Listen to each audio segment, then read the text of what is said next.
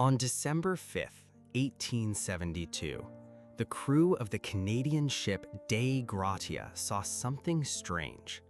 400 miles east of the Azores, a two-masted brigantine was moving erratically, its sails torn and flopping. It looked like a ship without a master. They watched for 2 hours, signaling with no response. Finally, they boarded her. They found the cargo of industrial alcohol intact.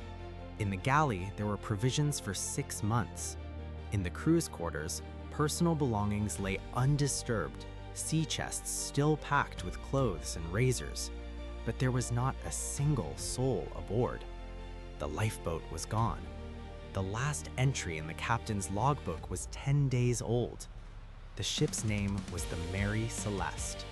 You've probably heard what they found next. Warm meals on the table, tea still steaming in the pot, a pipe still smoldering with tobacco. But here is the truth. Almost everything the public knows about the Mary Celeste is a work of fiction, invented by a young writer named Arthur Conan Doyle in an 1884 short story.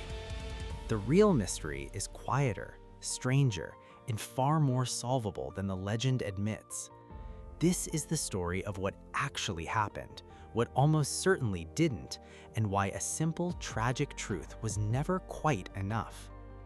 The Mary Celeste left New York Harbor on November 7, 1872. Her destination was Genoa, Italy, and her hold was filled with 1,701 barrels of denatured alcohol. In command was Captain Benjamin Briggs, an experienced mariner, a man of faith, and a man not known for losing ships. He was joined by his wife, Sarah, and their 2-year-old daughter, Sophia. A crew of 7 competent German sailors rounded out the 10 souls aboard. By all accounts, it was a normal departure for a standard transatlantic crossing. The ship herself, the Mary Celeste, had a bit of a troubled past. Her first captain had died on her maiden voyage. She'd been in a collision, but she had been refitted and was certified as seaworthy. On paper, there was nothing to suggest this voyage would be anything other than routine. Less than a month later, she was sailing herself.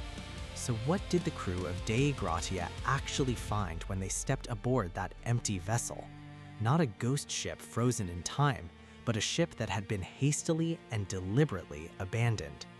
The ship was wet, but not dangerously so.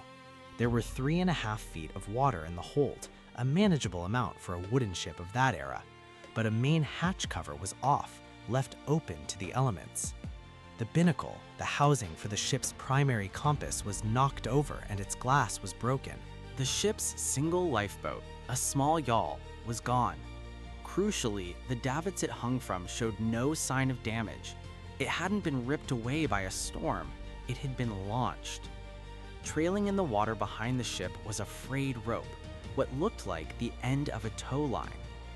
Below deck, the cargo was mostly secure, but 9 of the 1,701 barrels of alcohol were found to be empty.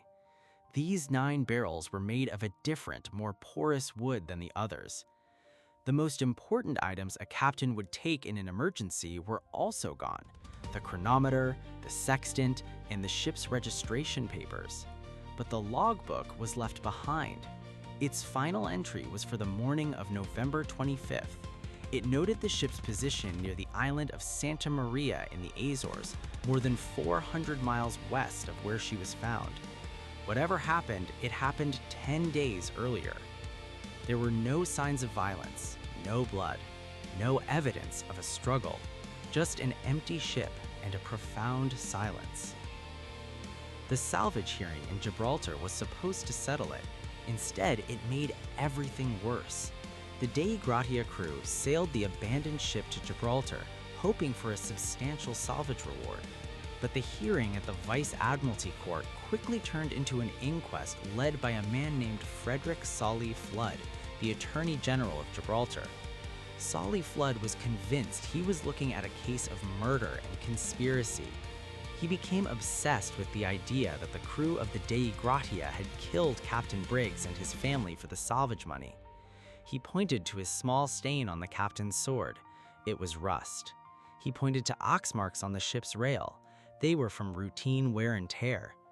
Despite his frantic searching, Solly Flood found absolutely no evidence of foul play. The theory collapsed, but the damage was done. His accusations tainted the Mary Celeste with suspicion, and the salvage award for the Dei Gratia crew was unusually small, a punishment for a crime they didn't commit. The real legend, however, was born 12 years later, in 1884.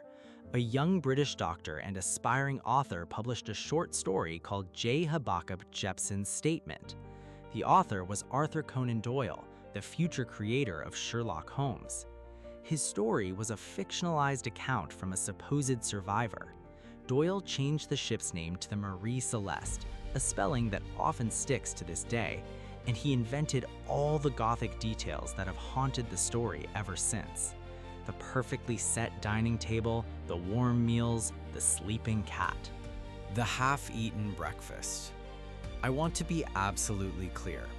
Every single one of these details is pure fiction. They were never mentioned in the logbooks, the court records, or the testimony of the men who found the ship. But newspapers, hungry for a sensational story, reprinted Doyle's fiction as fact, and the myth of the ghost ship was born. Over the years, theories ranged from sea monsters and giant squid to alien abduction. More serious theories included a seaquake or a waterspout, but there was no evidence for either. Piracy was ruled out, nothing of value was taken. Mutiny seemed unlikely. Captain Briggs was known to be a fair man, and there were no signs of a fight. Today, there is one leading explanation that fits all the known facts. It revolves around those 9 empty barrels of denatured alcohol. Unlike the other barrels, they were made of red oak, a more porous wood. It's believed that during the voyage, as the ship moved into warmer climates, these barrels began to leak, releasing a large amount of volatile alcoholic vapor into the enclosed hold. Captain Briggs, a cautious man with his wife and small child aboard, may have feared a catastrophic explosion. A single spark from metal barrels rubbing together could have set it off.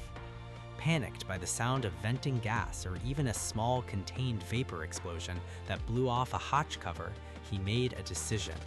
He ordered everyone to temporarily abandon ship.